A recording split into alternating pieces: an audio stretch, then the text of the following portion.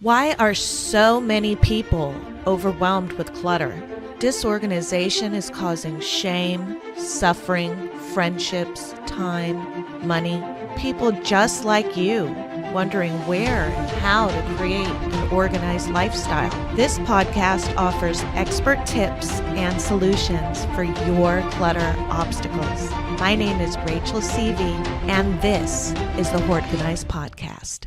Hey collectors, how's it going? Today we're decluttering our medicine cabinets and our toiletries and cosmetics because just like food and condiments and spices, which we covered last week in our decluttering challenge, use it or lose it, this week we are going to be going through our toiletries. So like spices, medicine, toothpaste, those guys all have expiration dates on them. Believe it or not. Yes, toothpaste.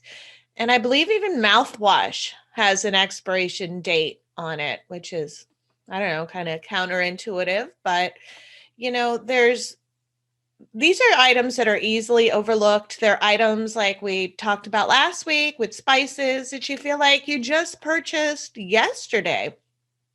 So they're kind of space invaders. They just creep in and they invade the space and they're not good for anything. So we will be going through all of our toiletries together.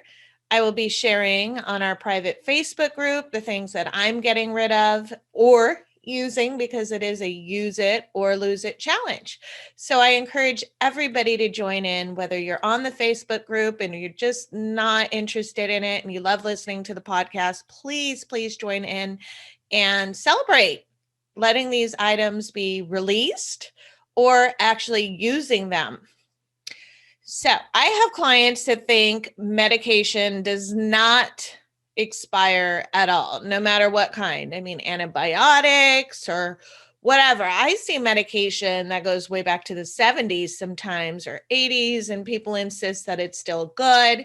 I have a lot of clients that are prepper type, so they feel like just in case, the hospital system ever goes down one day, they'll have their ample supply of pain pills and antibiotics and whatever diabetes medication and things that they need. Yes, insulin. I see a lot of saved, expired insulin. So people are saving things, of course, just in case. These are the kind of things that medicine, for instance, you save just in case you might need it in the future, because we all know it's kind of a pain to get a prescription medicine. And if you don't use all of your pain pills or you don't use all of your antibiotics, maybe save them for the next time. And I can see why people think like that. It is a pain. And depending on how long you've had them and depending on your preferences and your courage and being brave, some of these things might last forever in your mind. So I see a lot of saved I see a lot of saved bottles with just like 1 or 2 pills in them. And these could be decades old. But I do see a lot of that because, another situation is that people don't know how to dispose of their medication properly. So there are 3 ways that you can handle your expired medication. You could dispose of it by going to the police station. You can ask your medical provider if they have a receptacle in their office. So those are 2 resources that I use frequently for people. I either collect the pills for them, and this is what I've heard. So don't quote me if I'm completely wrong, but the way you're supposed to do it, if you want to be anonymous, I mean, of course you could take a bunch of pills to the police station and they will take them with your name on it. But if you want to be anonymous, you take all of your prescription medication and you dump it into a Ziploc bag, and you can cross out your name and recycle the bottle or whatever makes you feel good about that. Some people are very paranoid about their names being on prescription bottles out there. However you feel good about it, I would suggest that you keep it all together and take it in at once, because as you're working on this project this week, you'll notice that you come across a lot of expired medication or medication that might only have a couple of pills in the bottle. Another resource I use that I just mentioned was asking your medical provider. I go to Kaiser, and right in the Kaiser that I go to, there's almost like a mailbox, and same with the police station in my town. It's like a mailbox, like a postal box, almost kind of that configuration. And you just open it up and pop your medication in. There's nobody even there to see who, what, when, where, why. So you definitely can call your medical provider and see how they recommend, see if they have some sort of receptacle. So that's option A. Option B, you can use it if you need it. Put it into your regular supplies. If you find some extra Tylenol or ibuprofen or things like that you think, well, it's, 2020, 2019 expiration date, maybe I'll save it. Make sure that you just put it up towards the front so you remember, because a lot of us will have forgotten about these items and had purchased them or purchased them in bulk at Costco. Or so if you have small bottles that you might use, pop one in your purse. If you find a little Aleve, it's a little expired, you think, well, I'll use it instead of losing it. So option B is you can use it. Option C, what a lot of you are doing right now, are keeping it and not using it. And maybe you're thinking, you'll might need it in the future. So I don't know, what's your closet space worth health wise? Are you willing to, get sick if some of these things aren't safe any longer? This is something where it gets to be personal, kind of like spices. Like, what do you really use? Are you in pain a lot? Maybe if you are, put a pain pill bottle into your purse so that you actually use it. Or that's just an example. So you have lots of options of things you can do with your expired medication now. Now, toothpaste and mouthwash, as I said before, are things that a lot of people don't think expires, just from my experience, what I've seen. I've seen toothpaste from 2004 being saved recently. I mean, what are your thoughts? If there's an expiration date on there, and hoping you find it with their tiny print on toothpaste, are you going to keep it, or is it easy enough to replace? I mean, you're ingesting this stuff, so I just always want to make sure that your safety is in a little bit of consideration. But if you find old toothpaste, you have the same kind of options or things like that. You can use it, put it up towards the front so you remember, put it in a place where you remember. You could throw it out, or, of course, the unpopular, unfavored answer is you can keep it and not use it. Lotion. Oh my gosh. So lotions can actually coagulate and get rancid, especially if they've already been opened before and then you come across them. And I don't know if that's really something that you want on your skin. Same with body oil and baby oil and makeup. I mean, anything that has animal fat or animal products in it can get rancid and spoil. And I don't know if you really want rancid makeup on your face, even if it was expensive when you first bought it. So with makeup and lotions, and you can, some of them don't have expiration dates on them. Like, I couldn't find one on any of my makeup. I know it doesn't use animal products, but I couldn't find any on my makeup. So I like to look, smell it, check the consistency, look at it. Is it an odd color? Is it a different kind of consistency? I mean, investigate. Does it smell bad? Do you really want to put something on your skin that you've had around for so long? And especially if you've opened it before, think about it. Did the product work for you? Was that anti-wrinkle cream? I mean, did you wake up and have no wrinkles, or did you kind of break out afterwards? Or was it a smell you didn't like, or it was too oily for you, or it wasn't moisturizing enough? I mean, really scrutinize these products that are taking up space in your home. And any kind of toiletries or anything that you put on your skin, on your hair, in your eyes, on your nails, in your mouth, are they safe to use? Do you still like them?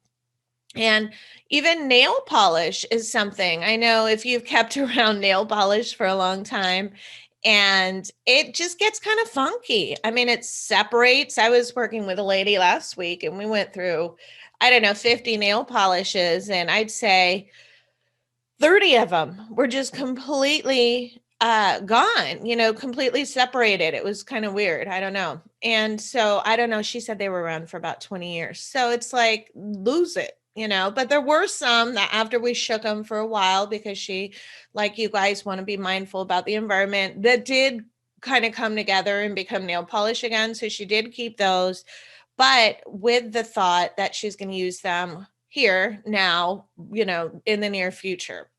So I want you to really scrutinize your toiletries. A lot of people have spent a lot of money on skincare and hair care and makeup and all these kinds of things. And so, the money is already been spent. Let's be real. You're not going to get the money back. It's not usually the kind of thing that you can resell, especially if it was opened already. I mean, maybe you can give it away for free. To me, I don't advise sharing makeup or toiletries, especially right now with the pandemic, but anytime. I think these kinds of things should be personal use only. So the money has already been spent. And I'm sure you've already guilted and shamed yourselves like a million times about not using the item, because a lot of the time, subconsciously, as you go into your toiletry area and you see that $60 lotion or whatever it was, and you say, oh, I hated that lotion, but I spent so much money on it. This can all be going on subconsciously. And again, it's that psychic debris. It's stuff that's cluttering up your mind, and you might not even be noticing it. Or you might be noticing it and guilting and shaming yourself about it every single time you see the thing. So it's time to let it go. Stop worrying about the money. It's gotten enough of your energy and totally enough of your space already. Like I said, the money's not going to come back if you keep it. So use it or lose it, my dear collectors. Now I'm going to move on to hotel soaps and stuff like that. Free giveaways, free perfumes. You order something and it comes with this bag of toiletries or makeup, or, buy one, get one, or just anything that you've kind of come across without intentionally kind of getting it. Hotel soaps. So if you grab them from the cart or from the hotel room, whatever, I know all types, use them. Or this is also something you might want to research for donating to a homeless shelter if they're accepting that kind of a donation. Or if you've overbought something, or maybe you subscribed to something inadvertently or intentionally and then forgot to unsubscribe. I mean, a lot of us come up with a lot of extra toiletries, and a lot of them are travel size if they're giveaways. And so honestly, call your local homeless shelter, because they might be accepting those type of items even in a contact-free kind of a zone. Those are items that are heavily desired by these kinds of places. Or you can always put them onto your next door group for free, or your buy nothing, or your free cycle. There's a lot of ways to get rid of good toiletries that have been unopened. So, essential oils. I am a total essential oil lover. I love essential oils, but I actually use mine a lot. And I'm not saying that for any reason. That kind of sounded snarky, but I really do use mine a lot. Like every single morning I get my essential oil diffuser going in my bedroom and also in my living room, especially since I've been home so much lately. It's just nice to kind of feel like I'm at the spa. I don't know. It works for me. So essential oils are another thing. I'm not sure if they expire. It's one of those things, but I do see a lot of these little gems. And like I said, I love essential oils, but I do see a lot of people not using them. I help people organize them. I help people go through them. We get them all together, but they're still not being used. So I like to always suggest to create a little space for your essential oils and get them all together, put them by your diffuser if that's the easiest thing, so that they're easy to find and to use. And if you have too many and you don't want to just throw them out, Whenever I clean my crock pot, or you can do it with just a pot of boiling water, just put a couple drops in and your entire house will smell amazing. It'll smell clean and fresh. And it's a natural way to deodorize or fragrance your home. So another thing you could do is you can dab some, which I do, onto your face mask, and make sure you don't dab too much because you might be overwhelmed during the day when you're wearing your mask. But I like to put a couple drops of lavender or peppermint or something that I find relaxing into my face mask. So that way, when I'm facing the world, this pandemic world, I have a little bit of the spa or just a little extra touch of relaxation to keep me calm, which we all definitely need these days. So try dabbing some on your mask or dab some on your wrists, and or on a washcloth, and actually use your essential oils because they are very beneficial to your mental health. I know there's a lot of studies where they're beneficial to your physical health, so definitely use your essential oils if you have them. I'm not even suggesting to lose them. There are always those oils that have a really bad scent. Like, let's be real. So, I mean, maybe toss those if you have some that are, I probably have one that I absolutely can't stand. Every time I put it in, it just, oh, there's something about it just too, I can't explain it. But, for the most part, if you have essential oils, go ahead and use them. Sometimes some of the essential oils are good for keeping away rodents. I know peppermint is one of those oils. You can definitely look this up easily on the internet. Another item, wet wipes, hand wipes, sanitizing wipes. I mean, I'm sure that we are all inundated with these new kinds of ways to keep ourselves sanitary and clean. And these guys they dry out. They really do. I know I've been using them for a long time. I usually, wipe my hands or my face down at lunchtime, especially on jobs where there's no running water. Definitely have my wet wipes, baby wipes. But check out your wipes. A lot of us have bought them in bulk at Costco, or had a lot of them at the beginning of the pandemic, or maybe you have kids or babies and there's some left over. Check your wipes. And I have definitely, I've left a pack of wipes in my car before on a hot day, and maybe a little partially open because I wasn't paying attention when I closed it. And I've come back and they're completely dry. I am totally guilty of adding water to them. So if you feel like that's a good way to use your wipes, add some water to them. Or use them dry. I mean, you could definitely use wet wipes. I don't know that they get moldy. You can definitely, I'd love to hear if any of you have found moldy wet wipes. I haven't experienced moldy wet wipes, just that these little guys dry up. Another thing is you could just get them wet and wipe down a few surfaces, to give them a final use if you don't want to put them on your skin. So, like I said, just take an inventory on all of your items as you go. This is a great way to avoid buying duplicates. You might have not known that you had a certain shampoo way in the back of your closet and we're just about to buy it. I mean, this happens all the time. So if you have to replace things that were expired, I always suggest making a list. You can go across, oh, I threw out some toothpaste, so maybe I should get some more, etc. And intimately get to know your spaces and all of the spaces in your home. Organizing these spaces can simply, guys, be done by keeping like items together and having what you need or use most frequently, or what you want to use because you found it's expired or almost expired, up towards the front. And then less frequently used items in the back or not in a prime location. So again, grouping like items together could be a simple project. Don't make it too many categories. You could do face, you could do skin. That includes face and, body skin. You could do just medicine. You don't have to break it down into allergy medicine and pain medicine. I mean, don't make extra work for yourself if you're struggling with a lot of clutter. If you're not struggling with a lot of clutter, feel free to organize it as you like. But these items, if you're using them every day, as long as they're easy to find and you know how much you have left, your life is going to be much more simple. You're going to get up, you're going to know exactly where your beauty products, your toiletries are, and you're not going to have to be spending time searching around. You're not going to be spending money replacing these guys. You know, same with your wardrobe, same with your food. Everything should just be simple and easy to find.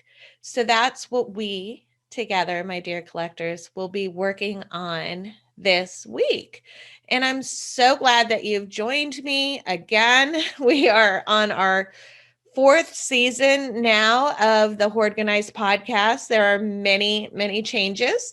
I am using or losing everything I've tried out with this podcast. So you're going to see different changes. Don't judge.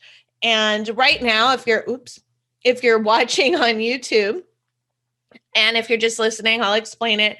I was actually on a coaching call with a client the other day. I love him. And he just, oh my gosh, like kept it real. Like last week was like, your hair looks like it's missing when I used my green screen back up. So I used to have a green screen behind me, which was new for like a month or two.